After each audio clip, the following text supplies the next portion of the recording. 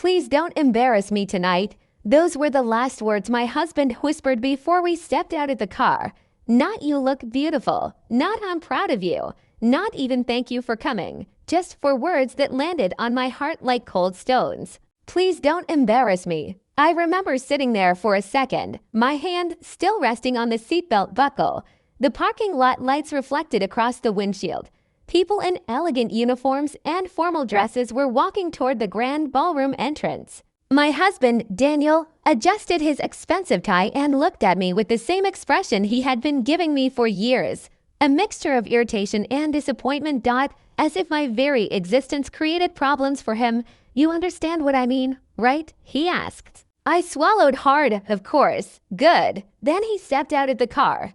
I sat there alone for another moment. For most people, that sentence might have sounded harmless. But for me, it carried 15 years of memories. 15 years of being underestimated. 15 years of keeping secrets. 15 years of allowing people to believe I was less than I truly was, including my own husband.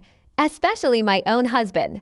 The strange thing was, Daniel wasn't always like this. When we first met, he couldn't stop talking about how strong and independent I was. Back then, he admired my confidence. He admired my discipline. He admired my mysterious past.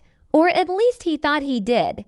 But admiration can slowly turn into resentment when someone feels threatened. And over time, Daniel began seeing me differently. He started correcting me in public, interrupting me during conversations, making little jokes at my expense. Nothing dramatic. Nothing obvious. Just enough to slowly chip away at my confidence. At first, I ignored it. Then I excused it. Then I accepted it. And that's how years disappeared. One compromise at a time. One silence at a time. One swallowed tear at a time. As I finally stepped out of the car and looked up at the enormous hotel, I told myself what I always told myself. Just get through tonight. A few hours, a few smiles, a few polite conversations.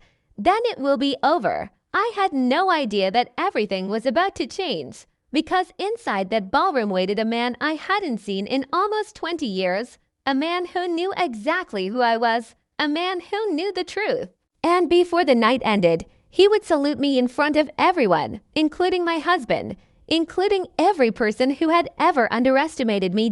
And when that happened, nothing would ever be the same again. The ballroom looked like something from a movie. Crystal chandeliers hung from the ceiling, military officers moved through the crowd, decorated veterans stood beside politicians and business leaders.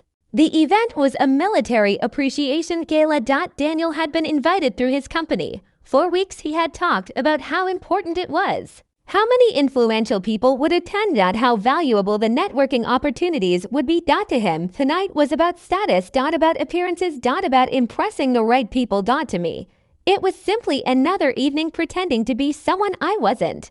Daniel immediately spotted several executives he recognized. There they are, he said. Without waiting for me, he started walking. I followed. Like always. As the evening continued, I stood quietly beside him while he introduced himself again and again. He talked about his career. His achievements.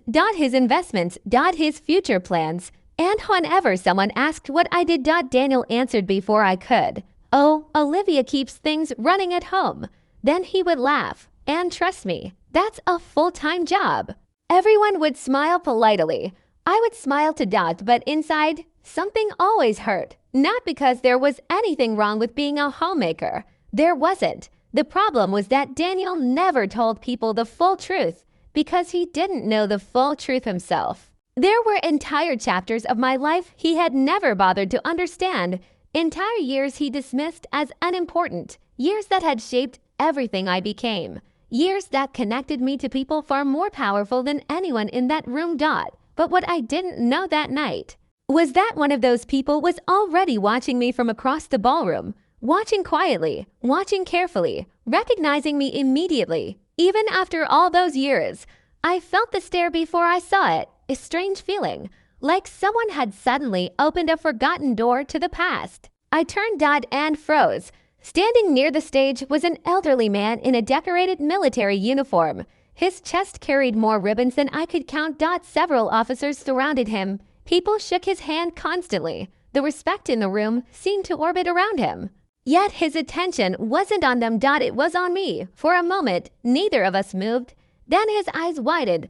A look of recognition flashed across his face. My heart stopped. No, it couldn't be. Not here. Not tonight. Not after all these years. But it was him.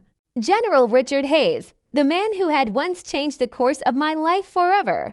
And judging by the expression on his face, he remembered me too. Every second of silence suddenly felt dangerous. Because if General Hayes remembered me, then he remembered everything. Every mission. Every sacrifice. Every secret, every reason I had chosen to disappear from that world. I quickly looked away. My pulse raced. Maybe he wouldn't approach. Maybe he wasn't completely sure. Maybe, Olivia, Daniel's voice interrupted my thoughts. What? You look pale. I'm fine. You sure? I forced a smile. Just tired, Daniel shrugged, trying not to look miserable. These events matter. I nodded. But my attention kept drifting back toward the general. And each time I looked, he was still watching, still remembering, still deciding something. Then finally, he began walking toward me. And the moment he took that first step, the entire direction of my life began to change. The moment General Hayes started walking toward me, I felt the room disappear. The music faded. The conversations became distant. Noise. All I could hear was the pounding of my own heartbeat. 20 years since I had last seen him. 20 years since I had walked away from a life most people would never believe. And now he was crossing a ballroom full of strangers, as if no time had passed at all. Olivia.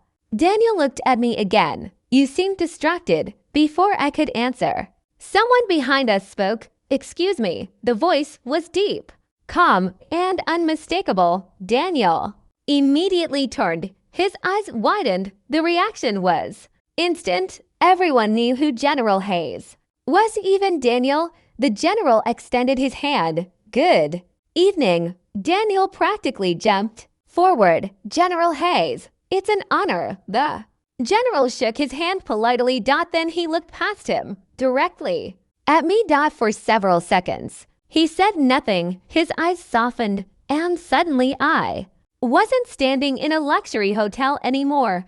I was 23 years old. Again, standing on a military airfield. Scared, determined, ready to prove myself. Olivia, he finally said. My throat tightened. Sir, Daniel looked confused. You know each other? The general smiled. Know each other? A small laugh escaped him. That's one way to put it. I felt every muscle in my body tense. Please don't. Not here. Not tonight. But the general seemed unaware of the panic building inside me. Or perhaps he understood it perfectly. How long has it been? He asked. Almost 20 years. 20 years. He shook his head. Impossible. Daniel glanced between us. His confusion was growing by the second. You never mentioned knowing the general. I forced a smile. It was a long time ago. The general looked at me carefully. Then something changed in his expression. As if he suddenly understood why I wanted the conversation to end. Perhaps we should catch up later, he said gently. Relief flooded through Emmy. That would be nice. Daniel immediately jumped in. Actually, we'd love to hear how you two met. I nearly closed my eyes because Daniel wasn't asking out of curiosity. He was asking because he saw opportunity. Status. Connections. He thought maybe I once attended a military fundraiser. Or volunteered somewhere. Nothing more. The general looked at me again. Waiting. Giving me a choice. I gave a tiny shake of my head. Not yet. He understood immediately. We worked together many years ago, he said simply. Daniel laughed. Well, that's certainly surprising. The general smiled politely. Life is full of surprises. Then he excused himself. As he walked away, Daniel stared after him. Why didn't you ever tell me that? Tell you what? That you knew General Hayes. I shrugged. It never seemed important. But deep inside I knew something dangerous had just happened. Because the past had seen me. And the past wasn't finished yet for the rest of the evening.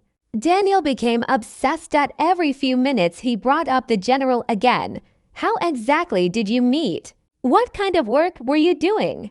Why would someone like him remember you after 20 years? The questions kept coming, and every answer seemed to frustrate him more because he couldn't fit me into the simple box he had created. The quiet wife, the ordinary woman, the person whose life began the day she met him. What Daniel never understood was that I had lived an entire lifetime before becoming his wife, a lifetime filled with sacrifice, duty, and choices I could never fully explain. Around 9 o'clock, the event host stepped onto the stage. The room gradually quieted. The evening's formal ceremony was about to begin. Guests found their seats.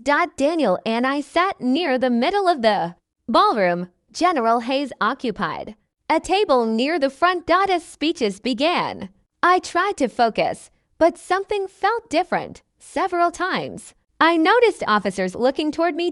Whispering. Then looking away. My stomach tightened. They knew, or at least some of them did, after years of anonymity. That realization felt strange. Part of me wanted to leave. Part of me wanted to disappear again, but another part. A part I thought had died long ago. Was beginning to wake up. The woman I used to be. The woman who never apologized for taking up space. The woman who never needed permission to speak. The woman Daniel had never truly met. The ceremony continued. Awards were presented. Stories were shared. Heroes were honored. And through it all, I sat quietly beside my husband, exactly where everyone expected me to be. At one point, Daniel leaned closer. You know, if you really do have some connection with the general, maybe we should schedule dinner sometime. I stared at him. He wasn't interested in my history. He wasn't interested in me. He was interested in access. Influence. Opportunity. The realization hurt more than I expected, because after 15 years of marriage, I wanted to believe there was something deeper. Something genuine. But moments like this made it difficult. You barely asked about my past before tonight, I said softly. Daniel frowned. What does that mean? Nothing. No, clearly it means something. I looked toward the stage. I just find it interesting. Daniel sighed dramatically. You're doing that thing again. What thing? Making simple conversations complicated. I didn't answer because arguing never changed anything. For years, I had convinced myself patience was strength, that silence was maturity, that keeping the peace was worth the personal cost. But sitting there that night, something inside me began to question those beliefs. Maybe silence wasn't always strength. Maybe sometimes silence was surrender. And maybe I had surrendered far too much. A few minutes later, the master of ceremonies returned to the microphone. Ladies and gentlemen, before we conclude tonight's program, General Hayes has requested a few moments. Polite applause filled the room. General Hayes approached the podium. Immediately the atmosphere changed. People respected him, listened to him, trusted him. He stood silently for several seconds before speaking. Throughout my career, he began, I've had the privilege of serving alongside extraordinary individuals. The room grew quiet. Some became famous. He paused. Others remained unknown. Another pause, but recognition does not determine value. Something in his tone made my pulse quicken. I suddenly knew where this was heading, and I desperately wished the IDN single quotes T. The general continued. Many years ago, I met a young woman whose courage changed lives. My stomach dropped. No. Please. Not. Here, she never sought praise. His voice echoed through the ballroom. She never sought attention. People listened carefully. She simply did what was right. I felt Daniel shift beside Emmy. Confused. Interested. Completely unaware. The general looked directly toward our table, and suddenly, Every person in the room followed his gaze. My heartbeat thunder. The room seemed smaller. The air seemed thinner. Most people here do not know her story, he said, but I do. Double quote silence. Complete silence. Then General Hayes smiled, and for the first time all evening, I realized there was no stopping what came next, because the truth had already begun to surface. And once truth starts moving. It rarely stops. I lowered my eyes, but inside, memories crashed against me like waves. The training. The sacrifice. The friendships. The missions. The losses. The promises. Everything I had spent years burying. Everything I had hidden from the world. Everything I had hidden from Daniel. And now. The entire room was about to learn that I was never the woman they assumed I was. Not even close. And before this night ended, my husband would finally understand why General Hayes had looked at me with such respect. Because some stories stay hidden for years, but eventually. They demand to be told.